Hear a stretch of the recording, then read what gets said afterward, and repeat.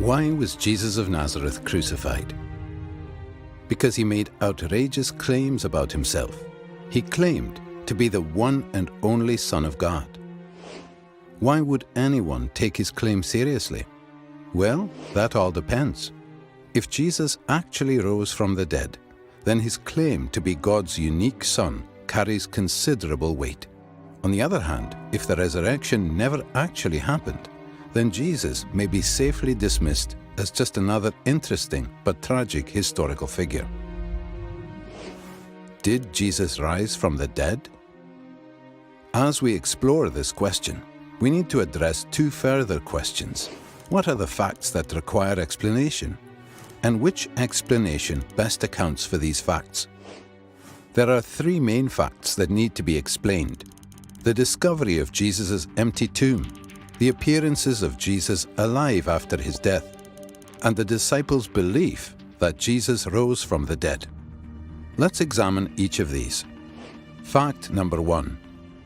The discovery that Jesus' tomb was empty is reported in no less than 6 independent sources, and some of these are among the earliest materials to be found in the New Testament. This is important because when an event is recorded by 2 or more unconnected sources, historians' confidence that the event actually happened increases. And the earlier these sources are dated, the higher their confidence. Moreover, the Gospels indicate that it was women who first discovered that Jesus' body was missing. This is likely historical because in that culture, a woman's testimony was considered next to worthless. A later legend or fabrication would have had men make this discovery. Our confidence in the empty tomb is further increased by the response of the Jewish authorities. When they heard the report that the tomb was found empty, they said that Jesus' followers had stolen his body, thereby admitting that Jesus' tomb was, in fact, empty. Most scholars, by far, hold firmly to the reliability of the biblical statements about the empty tomb. Fact number 2. The appearances of Jesus alive after his death. In one of the earliest letters in the New Testament, Paul provides a list of witnesses to Jesus' resurrection appearances. He appeared to Peter, then to the 12. Then he appeared to more than 500 brothers at one time. Then he appeared to James, then to all the apostles. Finally, he appeared also to me. Furthermore, various resurrection appearances of Jesus are independently confirmed by the Gospel accounts. On the basis of Paul's testimony alone, virtually all historical scholars agree that various individuals and groups experienced appearances of Jesus alive after his death. It may be taken as historically certain that Peter and the disciples had experiences after Jesus' death in which Jesus appeared to them as the risen Christ. Fact number 3. The disciples' belief in the resurrection. After Jesus' crucifixion, his followers were devastated, demoralized, and hiding in fear for their lives.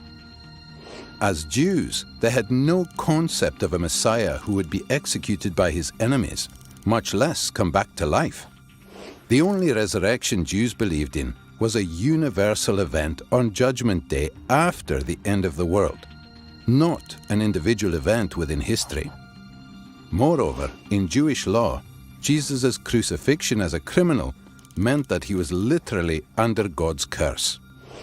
Yet somehow, despite all of this, the disciples suddenly and sincerely came to believe that God had raised Jesus from the dead.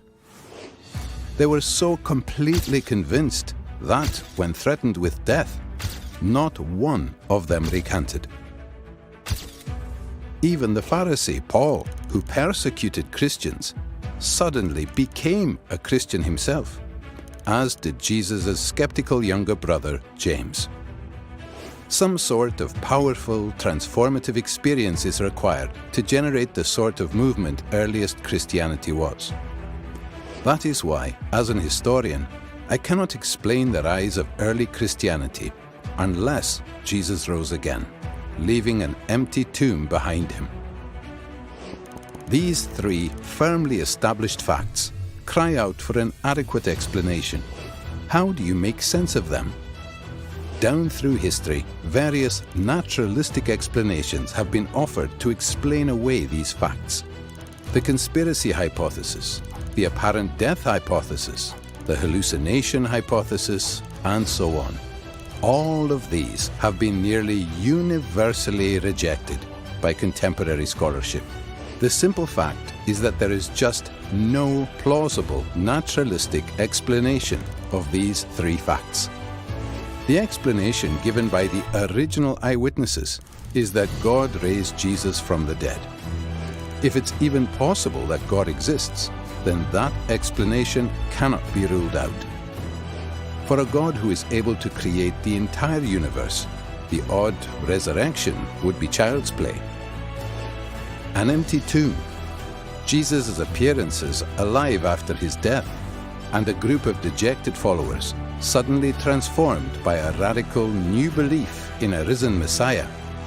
These are independently established historical facts. How do you explain them?